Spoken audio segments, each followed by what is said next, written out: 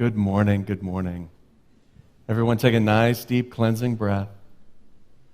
Have you ever felt like things just weren't quite going right?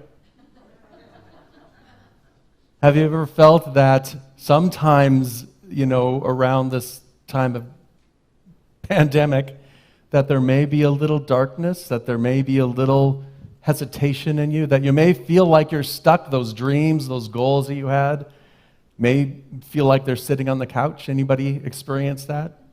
Yeah. We're towards the end actually, a couple more Sundays of a talk series that is all about raising our consciousness. And it's all about getting us to the point where we can start to live and express those dreams and those goals and those visions with ease and grace. And we started a few weeks ago with the idea of emptying our cup of all of those unhealthy stories, all of those beliefs, all of those resentments that we had, so that we had space, so that we were in a place where we could become filled. And we even empty our cup around our idea about God, so that we can have a greater understanding and expression of that which is ever present, the sum and substance of all that is. That which is within every person in all creation, the source, the creation, the creative power, the creative impulse in our lives, to have a deeper understanding of that. And whether you call it God or isness or divine mind or consciousness or the universe or spirit, whatever it is that you call that, to have a deeper and greater opening for that and celebrate that in the world and in our lives. And then to start to identify with that which is within us. Because as Unity says, as Tiffany said earlier, God isn't just out there somewhere, but God is in everything and around everything and in each one of us. And so we begin to identify and recognize with our I amness, right? That divine consciousness that is within us, that openness that is within us. And as we begin to align ourselves with that and begin to recognize that I amness, begin to identify and really integrate that into our lives. So we've got the I am and we've got the little me. We've got that higher consciousness, and then we've got our ego and our pain body, whatever you want to call it. And they're not separate. We sometimes think that they're separate, but we need to integrate it so that that little me is following the lead of the I am within us. And when we start to integrate those two things, that's when we're ready to start realizing that truth. And that's what today is all about. It's about walking your walk. Because each of us is an eachness in that allness of life, love, and wisdom, right? Each of us has an individualized expression of it. And so each of us are ready for something new and something greater. And yet sometimes we're sitting on the couch. So our first step in that, I have to get back to my notes here. Our first step in that is first that understanding of, once we get to that realization or that integration, is to start realizing that. Now, I don't know, have anybody been watching the Olympics? Have you been watching the Olympics this last few weeks? Yeah, I selectively watched a few things. I love water polo. I played water polo, so I watched the women's several of their games, and I watched the gold medal game yesterday when it was on Rewind, and they won. And I was watching that and sitting on the couch thinking, gosh, I used to do that. That used to be me. Now, granted, it was in a community college level, so it's a little bit different.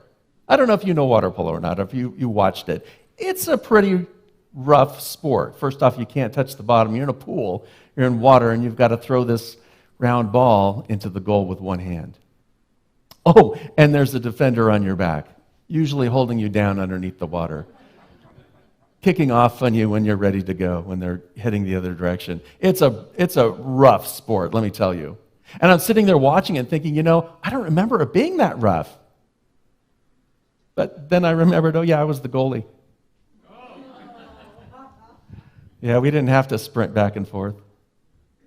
But I have to tell you, the U.S. women's goalie was phenomenal. She was always in the right place at the right time. Now, I've watched, big collegiate, like Cal or Stanford play water polo, and they've got their 7-foot tall swimmers with a 7-foot wide wingspan as goalie, so all they have to do is kind of go like that.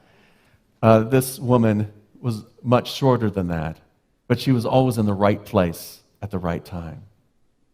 And that's what this is really about. It's about being in the right place at the right time. It's about stepping out into your goals and into your dreams. It's about stepping out into that I amness so that you know that you're in the right place at the right time. You taking that step to move into that place. And so the first step in knowing that in the process is really to begin to create a new paradigm for you so that you get your dreams up off of the couch, so that you get momentum and get movement into them. It's not enough to simply know that you're the I amness. You must apply it in your life and bring it out into your life. You must apply it into the world. And that's where we need to begin to change our mindset. Now, the first 3 steps of getting into alignment with spirit and emptying ourselves and getting us ready, that prepares us for this mind action. That prepares us for our ability to expand our consciousness, to create a new reality. So a lot of times what we do is after our meditations and affirmative prayers, we kind of slip back into our mind patterns, right? We begin to slip back into the way our life used to be. Sometimes in our lives, we I'm going to go over here. Sometimes in our lives, we are using that energy, that momentum, for a moment, and then we set it down. And we go back into our old patterns. And so we really need to change first our mindset. And that's where affirmations come into play. The Word has creative power. I love this. This is from the first epistle of John, chapter 1, verse 1. In the beginning was the Word, and the Word was with God, and the Word was God. The Word is the divine logos, the creative, constructive power of Spirit to work in and through us. It's through those words. And when we apply those words into our consciousness, then they become realization for us. Then they become manifest for us. But we must take on that role of using our words, our thoughts, and our actions to align ourselves with that one presence, with the I amness within us. All the potentialities, the I amness, the wisdom, the will, and the consciousness come into play. All ideas begin in wisdom. All ideas begin in God, begin in spirit. That's the logos. That's the divine inspiration that we get. And then we bring them into manifestation through our will. It's our inner spiritual will that begins to align ourselves with that. It's our inner spiritual will that allows us to say, yes, this is the way I'm going to move, to change our thinking so that when we are feeling upset, when we are getting frustrated, when we're feeling that pain body, we just acknowledge that's the little me. And we don't separate ourselves from it, we integrate it. We take that little me and we enfold it with the love of the I amness that's within us. That's the part of us that will always be there. And we will always have in this human experience times when we're feeling our little me, right? Our little ego, our little control body, our little wanting things to be the way we want them to be. But when we use our power of will to move to inform the little me with our I am consciousness, with that higher consciousness within us, then the little me becomes the servant. The little me becomes the joy of experiencing it and expressing it. And then that's made manifest in consciousness. Everything begins first in consciousness.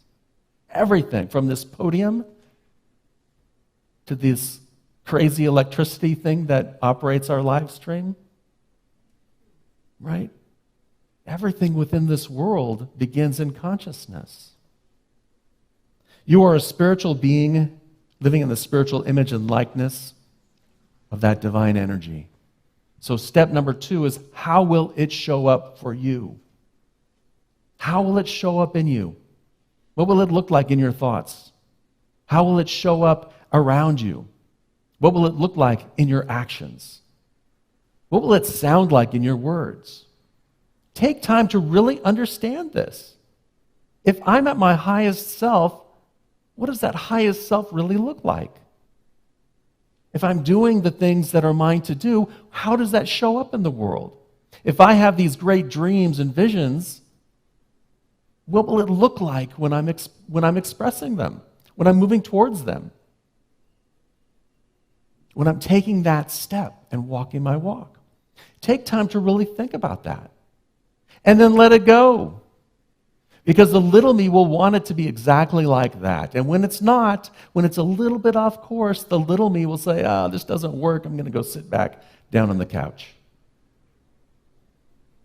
So we find our path, we take one step, and then we allow Spirit to guide us to the next step. We allow that I amness within us to guide us to our next step. And sometimes we'll change course, but it's so much easier to change course if you're actually moving. Right? We fight against inertia when we're sitting on the couch. Our goals fight against inertia when we're doing nothing about them, when they're just a dream. But when we start to put feet to them and start to move in that direction, Spirit guides us. As long as the little me, the ego me, is just there for the ride.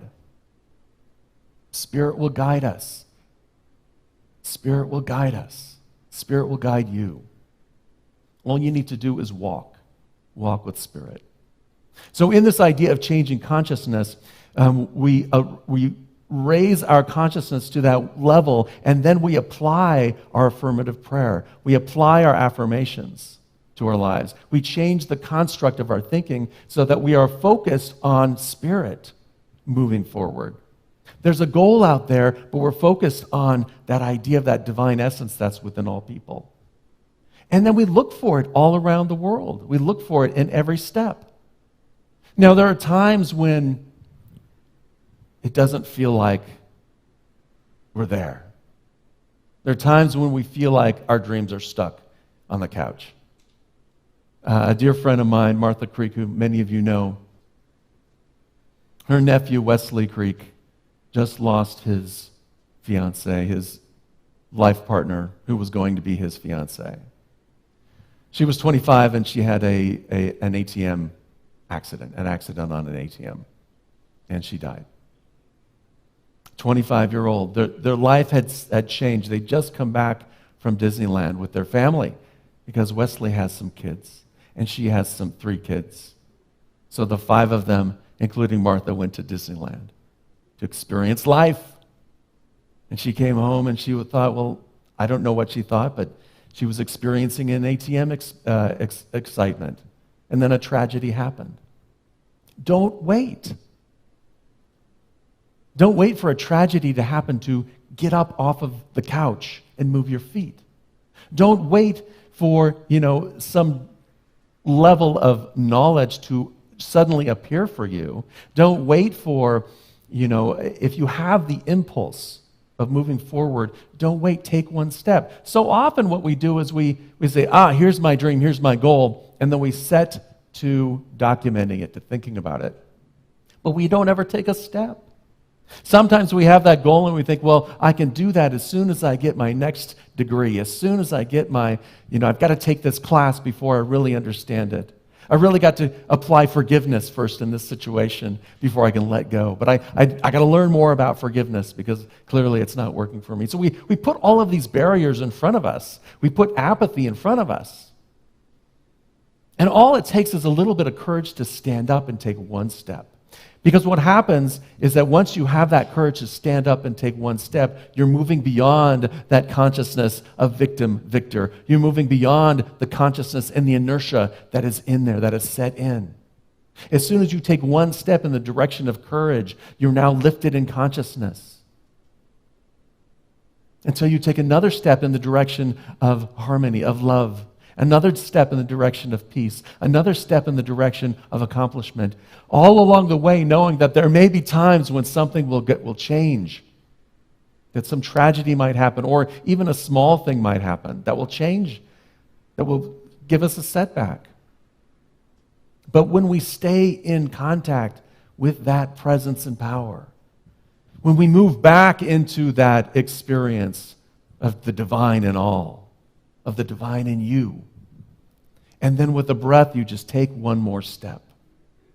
That's how Spirit works. Now, we can fight against it all we want. Spirit's always there saying, here you go. Here's your next step. Hello? It's over here. No, it's over here. Hello? It's over here. Anybody experience that? We go in one direction and then a little bit later, should have done something a little bit differently. And then the shoulds could turn into blame, shame, and guilt. BSG. That's my new acronym. And the blame, shame, and guilt anchor us to our couch. So today and this week, our goal is simply to recognize those dreams, those goals, that spiritual pull within you. Spirit's always pulling us forward. There's always that divine impulse that's urging us towards our highest good. So it's a matter of really recognizing that, of seeing that, and acknowledging it, and saying, well, what would that look like? What's my first step? What would that sound like? What would that feel like? And then taking that step. How does my highest self show up in this situation? That's it. That's our practice this week.